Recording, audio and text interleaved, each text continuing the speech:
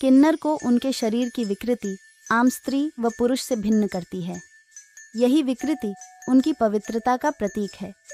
इसी कारण किन्नर जन्मजात श्रेष्ठ माने गए हैं।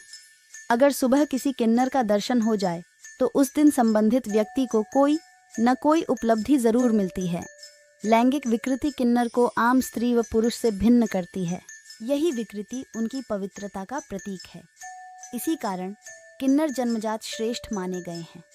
अगर सुबह किसी किन्नर का दर्शन हो जाए तो उस दिन संबंधित व्यक्ति को कोई न कोई उपलब्धि जरूर मिलती है। किन्नर का किसी के घर में आगमन अत्यंत कल्याणकारी होता है। इसी कारण किन्नरों का एक नाम मंगलामुखी यानी सबका मंगल या शुभ करने वाला भी है। कोई नहीं चाहता कि किन्नर उनके घर से नाराज या निराश होकर लौटें, क्योंकि किन्नर का अपमान करना अशुभ होता है। जबकि जिसके घर से किन्नर खुश होकर निकलते हैं उसे किसी न किसी रूप में शुभ फल प्राप्त होता है। किन्नरों के प्रति यह मान्यता सदियों से चली आ रही है, जिसमें काफी हद तक सच्चाई है। बताया जाता है कि जब त्रेता युग में जब भगवान श्री राम अयोध्या छोड़कर जब 14 वर्ष का वनवास काटने के लिए राजमहल से निकले, तब उनके पीछे पीछे राज्य की प्रजा और किन्नर समुदाय के लोग भी चलने लगे।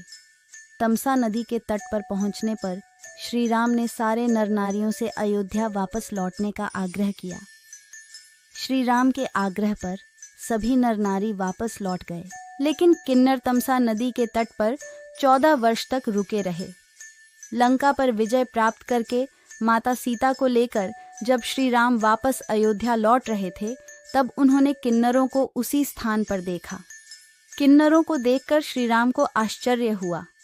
वे किन्नरों के पास आए और पूछा, आप लोग यहाँ से वापस क्यों नहीं गए? तब किन्नरों ने श्री राम को प्रणाम करके कहा कि आपने नर और नारियों को वापस जाने के लिए बोला था। हम न नर हैं न ही नारी, हम तो किन्नर हैं। ऐसे में बिना आपकी आज्ञा के कैसे लौटते?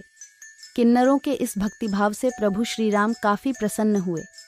उन्होंने किन्नरों को वरदान दिया कि उनका आशीर्वाद सदैव फलित होगा। किन्नर हमेशा स्त्री व पुरुष से श्रेष्ठ होंगे। वह मन से जिसे आशीर्वाद देंगे उसके कार्य जरूरत फलित होंगे। अपनी इस खूबी के कारण किन्नर सबके लिए पूज्यनीय व सम्माननीय रहेंगे। तब से किन्नर बच्चे के जन्म, विवाह सहित अन्य शुभ अवसरों पर आम लोगों का कष्ट दूर करने के लिए अपना आशीर्वाद प्रदान करते हैं। यही कारण है कि किन्नर को क्रोध दिलाकर उनका शाप नहीं लेना चाहिए।